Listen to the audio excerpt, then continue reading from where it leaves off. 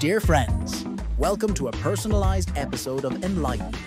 Today we will explore how transformer models have revolutionized NLP, the importance of building a strong startup culture, and effective strategies for managing complexity in software development. Stay tuned for an insightful discussion on these topics.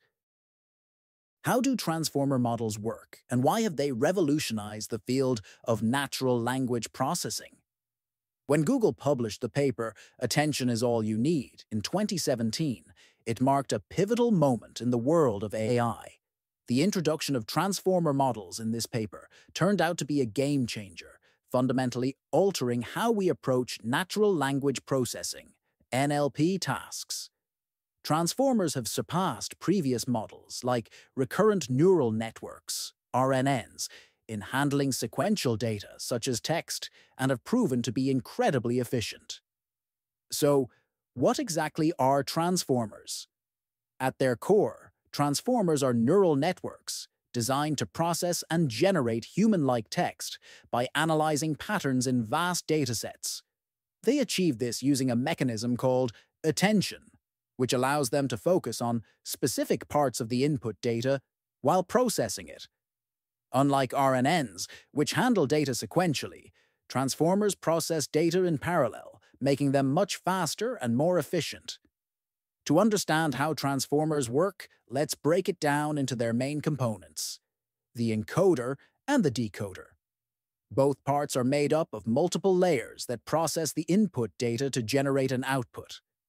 The encoder starts by embedding the input tokens, words or subwords, into vectors. These embeddings are then adjusted with positional encodings to provide context about the position of each token in the sequence. This positional information is crucial because, unlike RNNs, transformers do not inherently understand the order of the tokens. Next, the encoder processes these embeddings through multiple layers, each consisting of a multi-headed self-attention mechanism and a feed-forward neural network. The self-attention mechanism allows the model to weigh the importance of different words in the input sequence. For example, in the sentence, "How are you?" the model might learn to give more importance to the word "you" when processing the word "are." The decoder, on the other hand, takes the encoded representation and generates the output sequence. It also uses a multi-headed attention mechanism, but with a twist. It includes an additional step to focus on the encoder's output, ensuring the generated text is contextually relevant to the input. One of the standout features of transformers is their ability to handle long-range dependencies in text. Traditional RNNs struggle with this because they process data sequentially, often losing important information over long sequences. Transformers, however, use the attention mechanism to directly connect distant words, making them highly effective for tasks that require understanding context over long texts. Transformers have given rise to several groundbreaking models. For instance, Google's BERT, bidirectional encoder representations from transformers, uses bidirectional training to understand the context of words from both directions, significantly improving tasks like question answering and language understanding. OpenAI's GPT series, Generative Pre-trained Transformer, has demonstrated the ability to generate coherent and contextually relevant text, even creative content, like poems and programming code. The impact of transformers extends beyond NLP. They have been applied in various fields, including image captioning, speech recognition, and even game strategies, as seen in DeepMind's AlphaStar. In summary, transformers have revolutionized NLP by providing a robust and efficient architecture for handling sequential data. Their parallel processing capability and the innovative attention mechanism have set new standards in the field, making them indispensable for modern AI applications. Now, let's move on to how startups can build and scale a strong company culture for long-term success.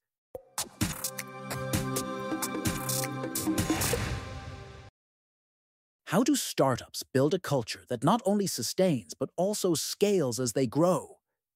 This is a question that every founder wrestles with at some point. Today, we'll explore how focusing on culture can be a significant factor in the long-term success of a startup, using Airbnb as a prime example. Culture isn't just a buzzword, it's the invisible glue that binds a startup together. Think of culture as the lifeblood of your organization. It's more than just the values you print on a poster. It's about the values you live by every single day. Your culture sets the tone for your entire organization and can make or break your startup. Take Airbnb, for example. Founders Brian Chesky and Joe Gebbia were intentional about creating a culture that valued trust, belonging, and hospitality from the very beginning. They understood that a strong internal culture would be reflected in the customer experience. Their mission was simple but powerful. Create a world where anyone can belong anywhere. This mission wasn't just a slogan, it was a guiding principle embedded in the company's DNA. Airbnb's values included champion the mission, be a host, and embrace the adventure. These weren't just words on a wall. They were real, actionable principles that guided every decision. For example, Airbnb has a tradition called One Airbnb, where employees from different teams and offices collaborate on a project for a week. This initiative breaks down silos and fosters a sense of belonging and collaboration across the company. Another innovative program is Night at the Airbnb Office, where employees stay overnight in the office, mimicking the Airbnb guest experience. This practice helps employees build empathy for their customers and understand the core product experience firsthand. In my own journey at Concur, I found that culture needed to be more than just an idea. It had to be an actionable framework. Early on, we profiled our founders to look for candidates who would fit well with our envisioned culture. As we grew, we documented values like integrity, customer focus, and innovation. These values guided our hiring decisions and were the yardstick against which we measured behavior. We were intentional about rewarding behavior that aligned with our values and providing feedback to help employees course-correct if their actions didn't support these values. This approach helped us grow from 50 employees to over 10,000, and while it wasn't always easy, it was crucial for our long-term success. So, how can other founders build a scalable culture? First, define your values early on. Think deeply about what's important to you and the type of company you want to build. Write down these values and share them with your team. Next, lead by example. As a founder, you set the tone. Make sure you're embodying your values every day. When hiring, look for cultural fit. Find people who share your values and will contribute positively to the culture you're trying to build. Reinforce your values regularly. Make sure they are reflected in your policies, procedures, and communication. Celebrate team members who exemplify these values and address behavior that goes against them. Finally, be adaptable. As your startup scales, your culture will inevitably evolve. Stay true to your core values, but be open to necessary adjustments that support growth. In conclusion, building a strong startup culture is an investment that pays off in the long run. When your culture reflects your values and supports your mission, you'll attract the right people, build a stronger team, and set yourself up for sustained success.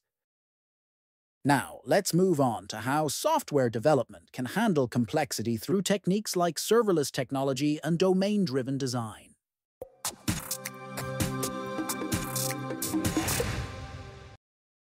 How do we effectively manage complexity in software development, particularly when leveraging serverless technology? Imagine the process of making a movie like Mamma Mia, Here We Go Again. It may seem like a straightforward project, but it involves numerous intricate steps. Developing a story, writing a script, finding a producer, bringing a director on board, casting stars, scouting locations, and designing costumes. When packaged together, this process resembles a monolith. However, Movies are actually broken down into parts: an introduction, an interval, and credits. Each part contains hundreds of scenes, simple and complex, all knitted together to create the entire movie experience. This breakdown of complexity is essential not just in filmmaking, but in software engineering as well. In the book, The Philosophy of Software Design, the author emphasizes that the fundamental problem in engineering is problem decomposition. Dividing a problem into manageable pieces, this concept can be illustrated by observing the night sky. At first glance, it's a blanket of dots. But with a telescope, each dot becomes a galaxy, revealing suns, star patterns, planets, clouds, and landscapes. Similarly, engineers need to see the big picture, then zoom in to tackle each part methodically. This principle is especially relevant when planning and developing software. Much like a director identifies set pieces in a film for focused planning and rehearsals, engineers can identify manageable parts of a software project to focus on, plan, test, and ultimately bring together into a cohesive whole. This is particularly effective in serverless architectures. Serverless technology is a cloud computing model where server management is abstracted away. We pay for computing and storage, it auto-scales, and offers high availability. This model allows for granular optimization and iterative incremental development. Serverless technology also brings diversity into development teams, transforming traditional roles by requiring engineers to knit services together, provision databases, manage queues, and set up API authentication. By leveraging the characteristics of serverless technology, we can optimize applications both granularly and deeply, considering the relative importance of functionalities. For instance, in a data flow pipeline, critical data like price changes can be prioritized over less critical data like product reviews, optimizing resources and sustaining the application efficiently. Domain-driven design, DDD, and microservices play a crucial role in managing complexity. DDD involves splitting an organization into domains and subdomains, creating boundaries or bounded contexts. Team autonomy is vital here. Stream-aligned teams become custodians of these bounded contexts, developing and maintaining microservices within their domains. This approach ensures that each team can independently manage their services, fostering innovation and efficiency. Sustainability is another key aspect of serverless development. Traditionally, applications followed a waterfall model, progressing through siloed phases over long periods. In contrast, serverless development involves starting with a minimum viable product and iterating towards a most valuable product, sustaining the application through continuous improvement. This approach aligns with the sustainability triangle in serverless development, encompassing products, processes, and the cloud. Essential aspects of a sustainable product include modularity, extensibility, and observability, all interdependent to ensure long-term viability. To illustrate, let's consider an e-commerce reward system. Traditionally, this might involve a monolithic microservice. However, by adopting a serverless approach, we can decouple the system into smaller, manageable microservices. Core services like back-end validation and data flows can be separately developed and optimized. Anti-corruption layers can handle data transformation, ensuring the domain model remains intact even if external systems change. In practice, microservices within a bounded context communicate through APIs, events, and messages. Much like scenes in a movie are connected by dialogue and music, this modularity allows for independent deployment pipelines, enhancing team autonomy and efficiency. Each team owns its microservices, operating within their cloud accounts and repositories, responsible for deployment and maintenance. In summary, effectively managing complexity in software development involves decomposing problems, leveraging serverless technology's unique characteristics, adopting domain-driven design and microservices, and ensuring sustainability through continuous iteration and optimization.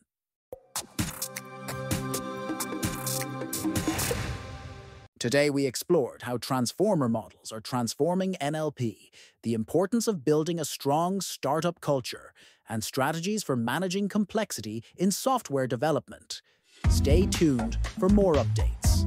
Dear friends,